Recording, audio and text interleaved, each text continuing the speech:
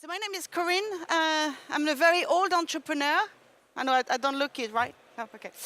And I started, what I'm going to do in the next half hour, we'll have 20 minutes. I'll take you through my entrepreneurial journey. And then there will be some time for question and answer. So we kind of seen pretty much everything at TomTom. We started the company 25 years ago. We were a startup when it wasn't fashionable to be a startup in technology, 91. We then scaled up. We then got massively disrupted, and then we pivoted. And today we are going very strong in developing in new technologies, innovating. And what I will do at the end of the story is also give you a little bit of my takeout of all those years, 25 years running a tech companies. What are the lessons learned? Not all of them, otherwise we'll be here all night, but a little bit. So we started as a software company, 4 people in Amsterdam that had met at university, and we all had been working a little bit. I think that's important because it's not like we, fresh of university decided to set up a company. But I had been working for Scion, who was the predecessor of the smartphone. Personal digital assistant. Some of you in the assistant probably remember those. And it was the early tech scene in the UK with, at the time of Spectrum and Sinclair, Amstrad. And Scion was a very big precursor, a big startup. And I learned a lot from that in taking risk, in innovation. When we set up TomTom, or TomTom software, we were making software actually for the utility market. But what we were good at is making very easy to use software for people using handheld computer.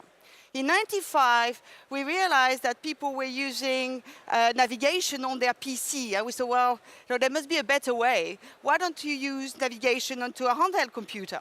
So we set out to put navigation and mapping on a handheld computer. But hey, we're in '95, and you've got 0.5 megabyte of memories available to you. It's not a lot. You can't do much. GPS is there, but it's not exactly in the local position. Actually, we had to use software to use GPS and pinpoint it to the exact location. And we were doing this we were licensing basically our product to Palm Pilot, to Scion. So in 2000, we thought there must be a better way of doing this. And by that time, we're a company of about 12 people, mainly engineers, and I was doing pretty much everything else. Commercial, setting up the marketing and sales. So we thought there must be a better way of doing this. Why don't we do an all-in-one products? The famous sat-nav that you all know. That was our first pivot. And one of the key is I remember being at CeBIT. Some of you remember those when CeBIT was actually, before IFA, the big mecca for consumer electronics. We're sitting there in a hall a bit like this. We have this big wall. Everybody knows us as a software developer, quite a successful one. But nobody knew we were going to do a sat-nav. And I remember all the journalists are lined up. We had a big hidden wall. We pull a sheet. And here we have a shelf with all these new products. All our new sat-nav, very iconic little product. And everybody looks at us and say, this is never going to work. You guys are crazy. Who is going to buy a product like this for 800 euros? It's obvious that people will use it on their PDAs. It's obvious this is not going to work. Anyway, the rest is history. So from a small software company of 12 people, we then started to massively scale. And we went from 40 million turnover to 1.8 billion in 5 years. And then we just grow. And I can't remember exactly what happened in that time. It's a massive scale. We go international. And yes, we just, we're big. In the meantime, we were completely bootstrapped. And we decided, and that's one of the lessons learned, that you don't go and look for finance when you need it. So we thought, well, this is a market that's going to be highly competitive. We need to have access to capital, and we decided to go public. So in 2005, we go to Euronext in Amsterdam, and we go public from a bootstrap situation. We also knew from our experience at Scion that consumer electronics is complex. And it grows, but also at some point you can hit the bumpers that we started diversifying early on in the process. Actually, before we got disrupted in 2008, we bought a telematics company, we invested into mapping and bought TeleAtlas, a map maker, and we bought Applied Generics to develop traffic information. So we're a small company, we scale massively. 2008 arrives. We're turning 1.8 billion. We have big international. We're really big in the US, some Asian country, in Latin America. We are #1 in Europe. And yes, the economic crisis. We just bought TeleAtlas. We're highly leveraged. And Google decided to give navigation for free on smartphone. All in the same year. And also, we had sold about 50 million products or 40 million products. So the level of saturation, of penetration, if you want, is very high. So what do you do then? Well, you can run for the hills, but that's not like we are as a team at TomTom. So we decided in this time of disruption, one of the things we never did is stop investing in innovation in R&D. So we'd always invested, never lost sight of the problem we were trying to solve, and we're heavily investing in R&D, both in our map-making engine, our traffic engine. So we start really diversifying and creating 4 different business units. So in 2008, we start stabilizing and splitting the business in 4 business units.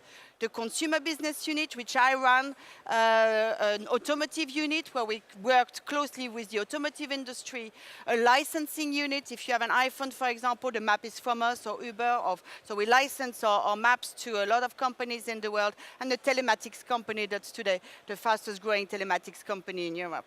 So we managed to pivot at the same time, as you can imagine, that consumer electronic part was a big part of our revenue, so we needed to really spread the risk.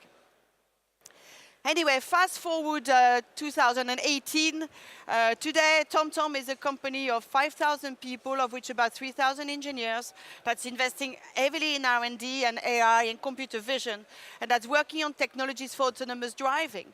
So you can see that after being a startup, scaling, got massively disrupted, we managed to pivot successfully and managed to really stabilize and spread the risk and diversify the business.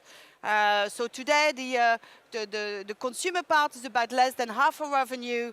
The rest of the business is growing very fast. We're very close to the automotive industry and investing a lot in real-time map making, real-time traffic information for autonomous driving. In the process, we are acquiring still a lot of companies. We are growing our telematics company by acquisition. On the autonomous driving, we've been acquiring a couple of years ago, actually, a company based in Berlin called Autonomous. And we acquire small companies specializing in areas which are complementary to our mission and our vision. So what is it that we're trying to do before I go to lesson learned? Well, we are basically trying to participate in a big mobility revolution of tomorrow, and that's what we've been investing behind for all those years.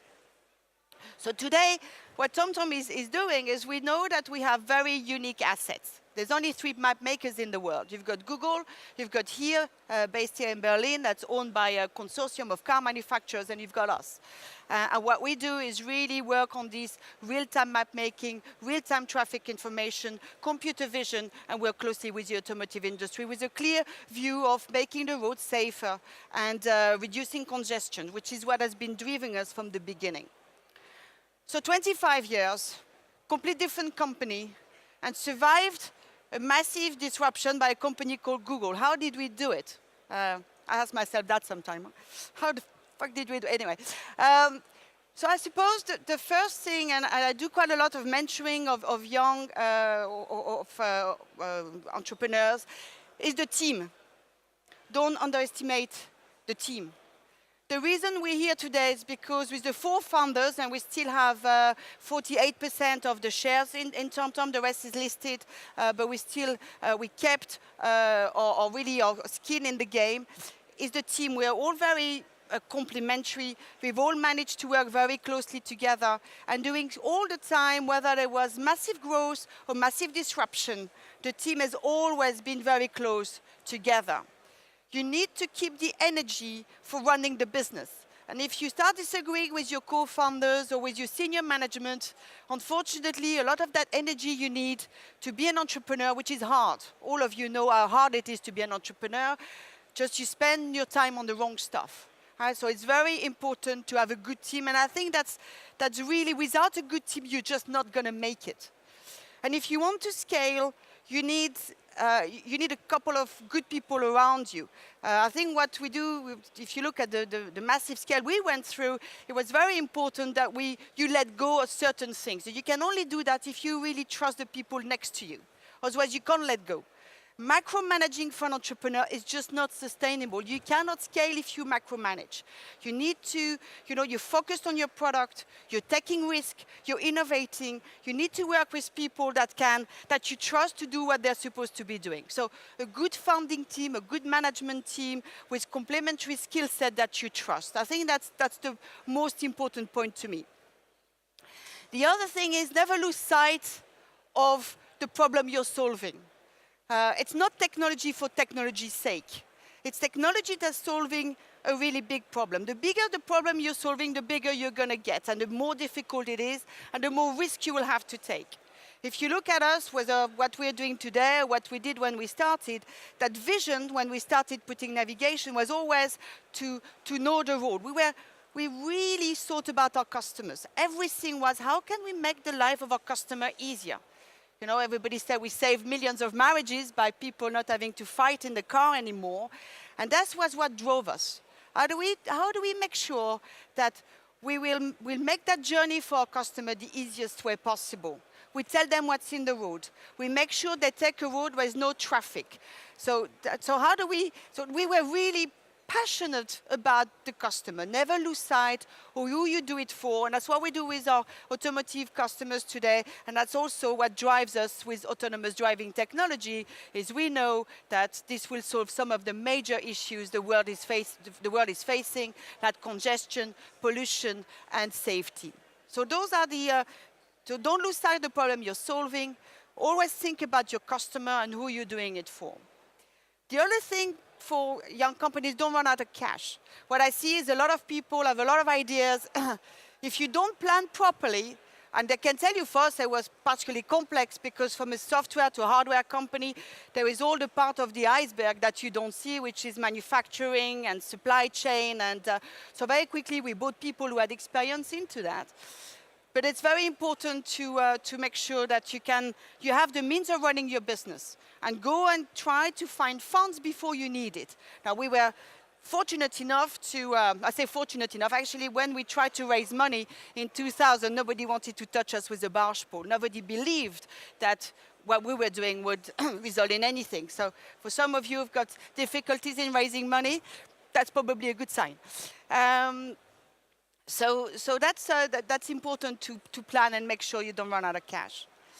Then the way you deal with ideas and priorities. We had so many ideas. I know we're a company that we have a lot of innovators in the company, a lot of people. We run the business in a way where we empower our engineers. The key is how you to prioritize. I think it's very important to focus on the sum of the stuff you're trying to do. What I see often is entrepreneurs spread themselves very thin. They start somewhere, they want to go to the US, they want to develop another product, and before you know it, they have a very small management team, and they spread themselves so thin that they're missing the point of what they're trying to do. So I think that's another thing. Get the focus, get the priorities right, and concentrate on the big picture. Because I know we all get distracted. Someone comes and says, well, I've got this idea, and this customer, and be careful. Concentrate on the big picture that generates, and the size of the market that generate the biggest revenue. The number of products we've developed that we're just very close to releasing and we put in the bin, you will not believe.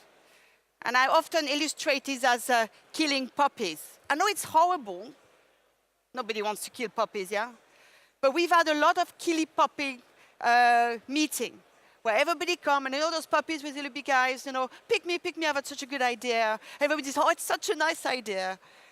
But then you need to be, and it hurts to kill puppies, but if you don't, you can jeopardize the rest of your business. And I take that image as on purpose because I know it hurts and I know it's hard, but it's important to keep the business going. So those were the takeaway, if you want. So get a fantastic team. If people don't function, and it's also a culture of a strategy, culture strategy for breakfast, that's really true. I've learned that over the last 30 years. If someone doesn't fit within your organization, hasn't got the same values, they could have a CV from here to Tokyo. If they don't fit in, they don't fit in. Some of the mistake I've made is to keep people too long when they don't fit in. You know, you've all been there. It's going to work, they're going to learn, I'm going to mentor them, I'm going to take them with me. If once you have a bit of experience, you feel they're not going to fit in, and it's very distracting to the rest of the organization.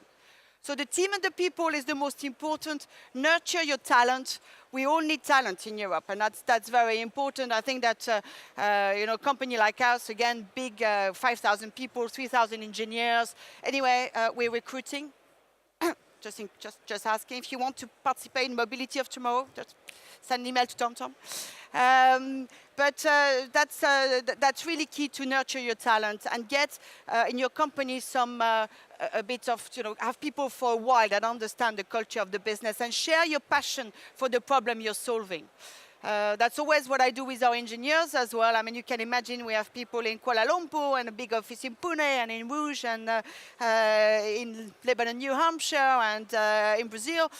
How do we connect all those people is by mobilizing them over a common project. Guys, together we're solving mobility problems. And I think it's important that your engineers or your salespeople, everybody understand that they're working towards the same goal and the same issue. So people, important. Culture, important. Then don't run out of cash, don't lose sight of the problem you're solving, and have a bit of fun on the process. Being an entrepreneur, I think if someone had told me how hard it was going to be, I'm not sure I would have done it. So it's a bit like, you forget because there's a lot of satisfaction out of it, but it's hard. It's not a gig, it's not lifestyle, it's bloody hard. It's hard, and there are moments you're on the top of the world and everything's going fine. You say, yes, I've done it, and you get that big deal, and you get that letter from a customer who said, you saved my marriage, and then you feel good. Letter from this old lady, say, I got back in my car, before that I didn't dare drive anymore, you've changed my life. Good. And then there's moments where you really, you're in the US and, you got trolls and patent, IP, it's a big thing. If some of you want to go to the US, be very careful. It's an expensive market with trolls and IP registration. And then, that big deal you've been working on for months fall through and, the big down moments. And the team helps you go through those up and down. But it's hard to be an entrepreneur, but it's very rewarding. It's very rewarding because we take risk, we do stuff that's not been done before, and we make a little bit of a difference. I know it's a bit of Silicon Valley talk, but we do change the world a little bit. Without entrepreneurs, you do the status quo. Entrepreneurs take risk. They're passionate about what they do. They work day and night to make the world a little bit a better place. So the world needs us, but bloody hell, it's hard. Okay, it's fine, not swearing, but it's hard. So you need to be prepared for that, and I think resilience is key in entrepreneurship. You need to, just being able to take a bit of distance sometime and be very resilient, which helps again with the team. So before I open the floor, I also want to talk to you about, so I've learned 30 years of entrepreneurship, and I've decided also to work on a new project, and I've decided to tackle another area which I think needs changing, it's education. So I've opened 6 months ago, I'm starting next week actually, a digital school. Some of you have heard of École 42 in France, so training digital skills for tomorrow. So I've opened a similar school in Amsterdam where basically it's very disruptive. It's peer-to-peer learning, no teachers. It's a school that's open 7 days a week, day and night. We don't ask for any qualification to get in except the desire to study, and it's to teach digital skills. Because in technology, I was talking about people, without the digital skills that we need, we can't grow our businesses. And we are fighting in Europe between Asia and the US, and it's important that we have the digital literacy of tomorrow. And this school only not teaches the basics of digital skills, but also confidence, also working as a team, and basically learning to learn.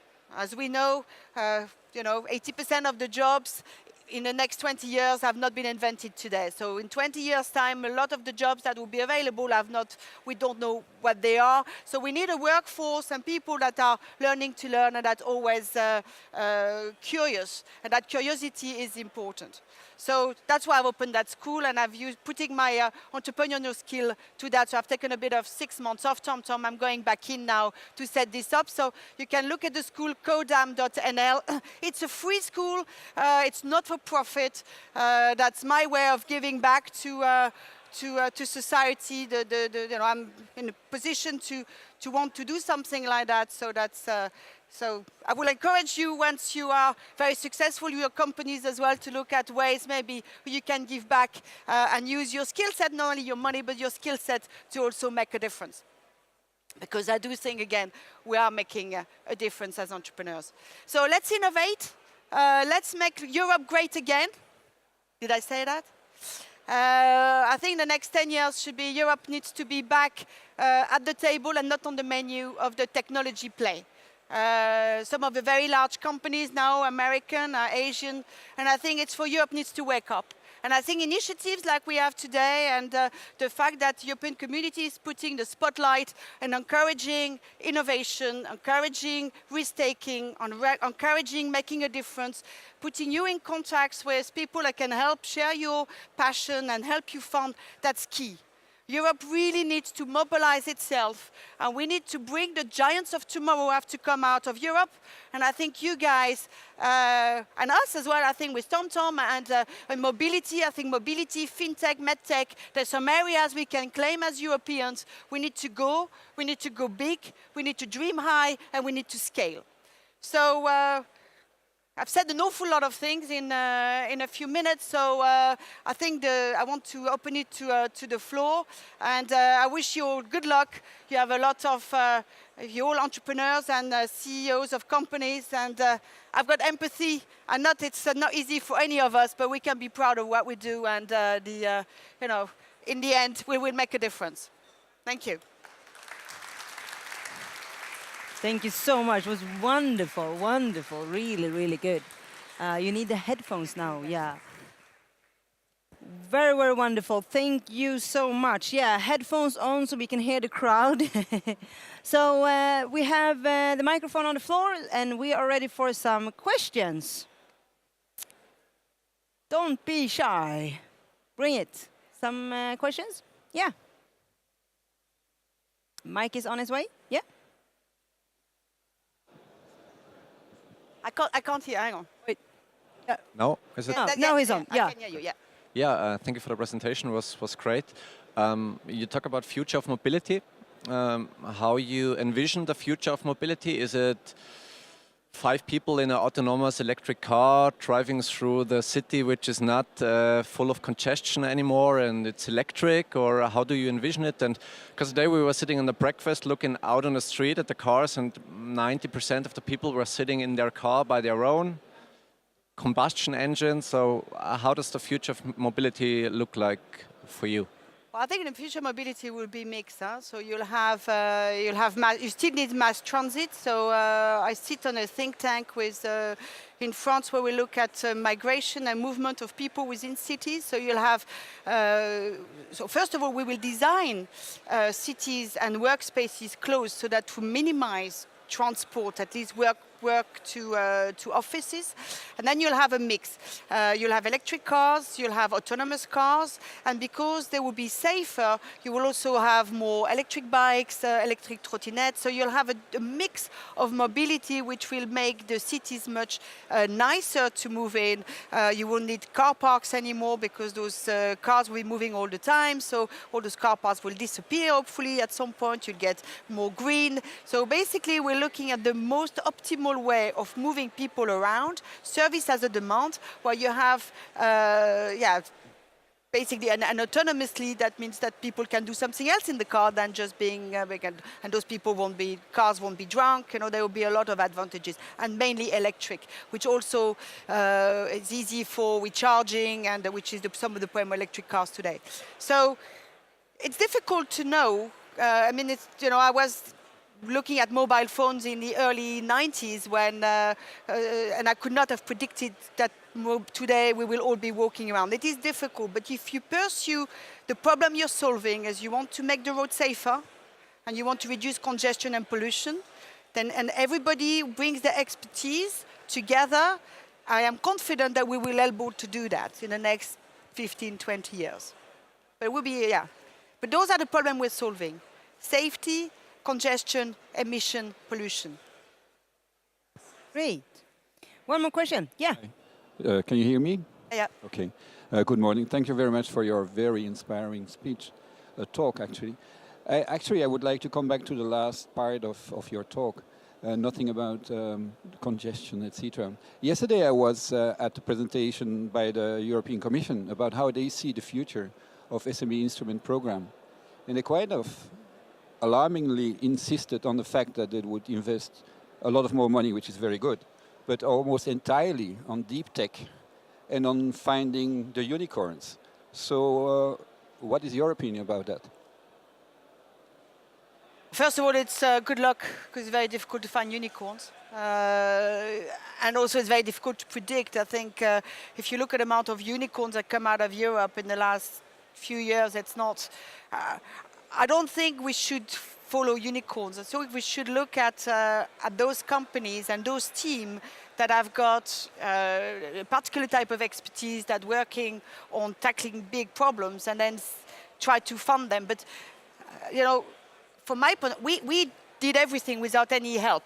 So we basically grew our business without looking for funding, well, a little bit on particular projects. So I think if we want to make things big, we need to look at ourselves. And then if at some point we have issue with financing, it is a good time to go and convince the European community or some instrument to be funded. Otherwise, I think it's very difficult. But following only unicorns,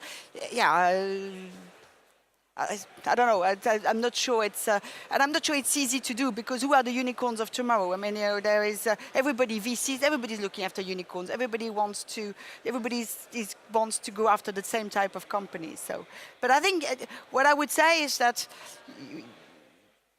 one needs to drive its own agenda and make sure that you find the financing to grow your company in a way that you don't need any. You can do it on your own, and then go to the European community for the complement for particular project. Thank you. Thank you for supporting this, and maybe you can talk to and try to revert and maybe change that viewpoint. Okay. Thank you so much. No, actually, we don't have any time for more questions, but Corinne, are you still hanging around? Yeah, I'm hanging around for a few minutes. Yeah. Okay. Yeah, so if you want to talk to you, it's okay. Yeah, thanks Thank everyone. you so much. Give her a warm welcome applause. Really awesome.